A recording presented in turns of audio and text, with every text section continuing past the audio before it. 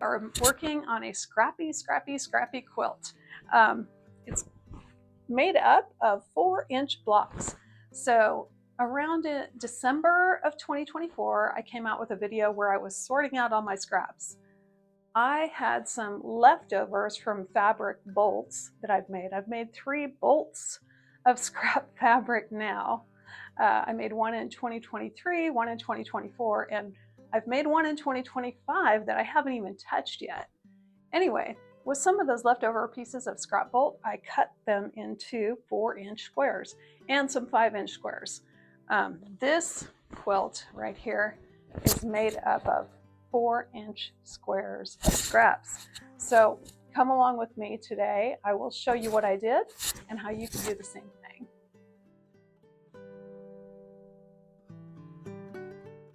Here's a look at the scrap fabrics I'm going to try to use up. I've got these 4-inch squares that I had cut from a previous scrap fabric bolt.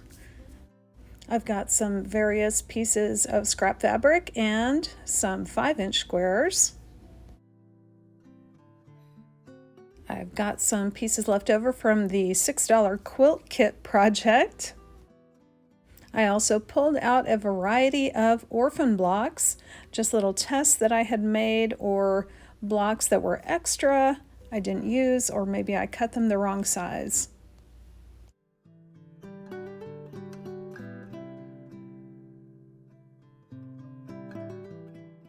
Since I had so many 4-inch squares already cut from that scrap fabric that I had over the last couple of years, I decided I would make a postage stamp style quilt with 4-inch squares. So I'm going to start taking big chunks of fabric and cutting into 4-inch squares. The fabric I'm cutting right now is an African wax fabric from Tanzania.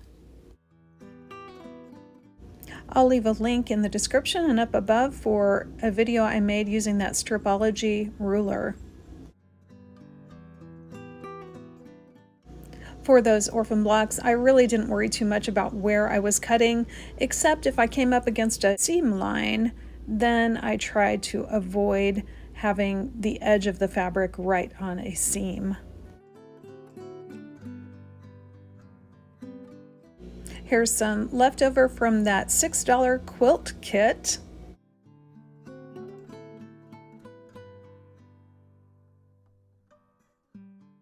Let's talk about these orphan blocks. I have made many samples and fabrics to try out a block or to try out a method.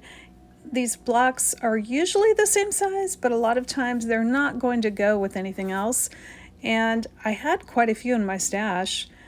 It was time to move those on out. So by cutting those down into those 4-inch squares, sometimes 5-inch squares, yes, it's getting them out of my room, out of my stash, into a beautiful quilt. So I did add a few 5-inch squares to my 5-inch square pile, just a few. I was trying to focus on the 4-inch squares, but some of the fabrics really lent themselves better to 5-inch squares. Anyway, here's what we've got. Let's take a look at all these 4-inch squares I've got. I'm going to try and use them all. I've got leftovers in here from my son's quilted coat project. I'll leave a link in the description. I also ended up making a quilted vest for myself.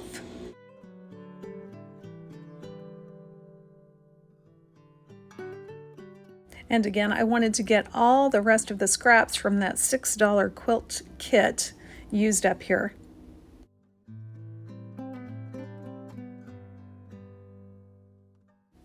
Here is a look at a plastic bag that contains the rest of the scraps I'm not using.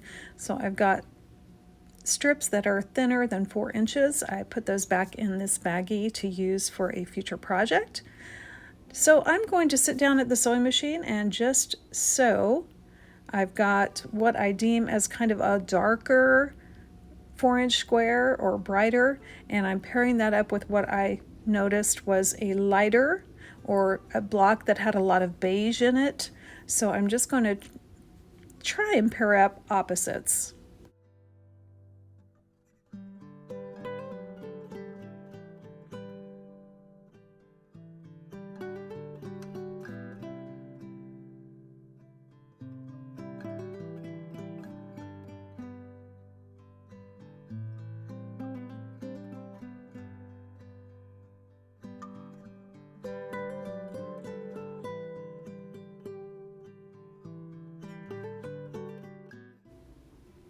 At the end of stitching the first groupings together, I separated that chain and then I sat down and just started sewing 2 blocks to 2 other blocks.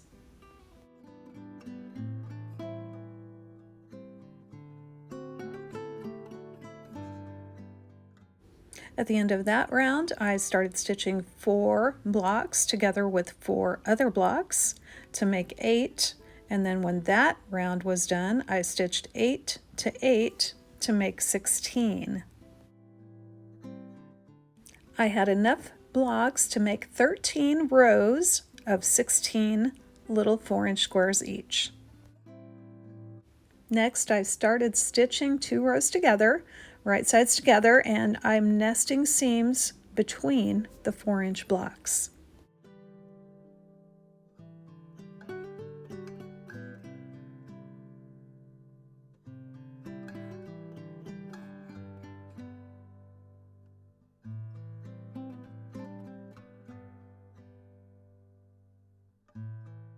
One thing I really like about scrappy quilts is there is no matching except for those seams between the blocks.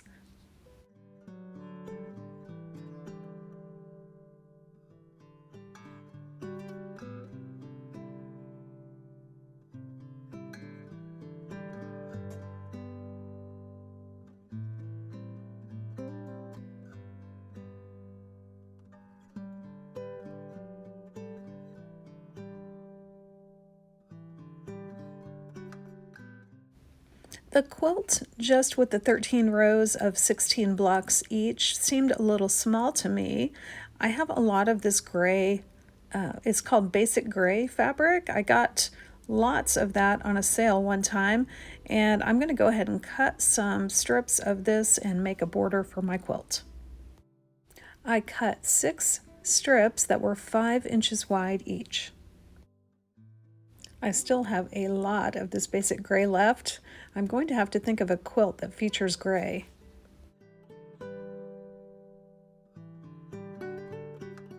I added the 5-inch squares and any leftover 4-inch squares and strips to this plastic bag of scraps, and don't know what's going to happen to these, but I did use up all the scraps from that $6 quilt kit, which was my goal. To make the border for this quilt, I joined all of the 6 strips together with a diagonal 45-degree seam. I cut off those excess triangles, then I pressed the strip.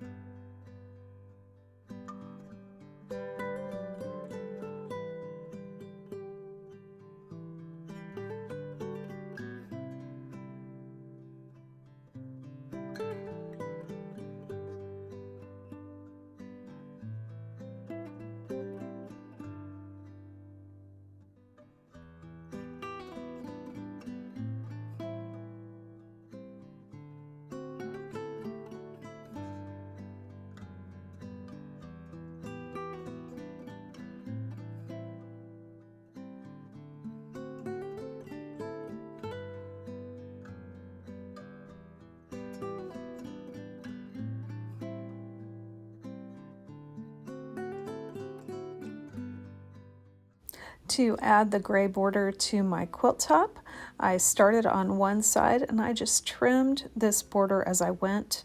I finger pressed the seams, then I added the next side, going around the quilt in a clockwise way.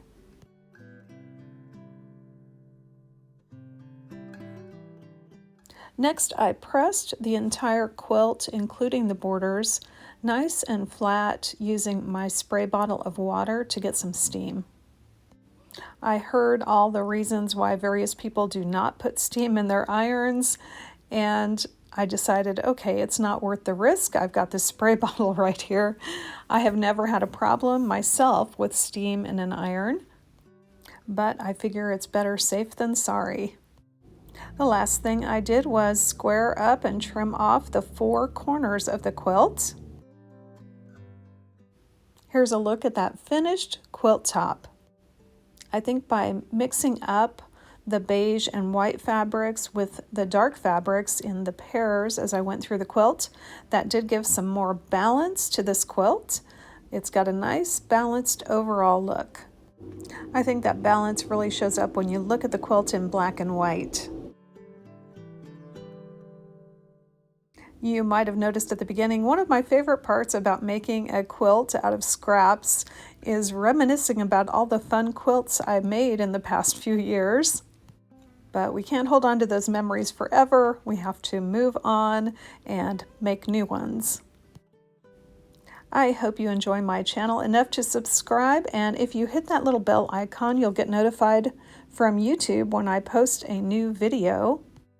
I do appreciate all your comments and support of my channel. Thanks so much for joining me today, and I hope to see you back again real soon.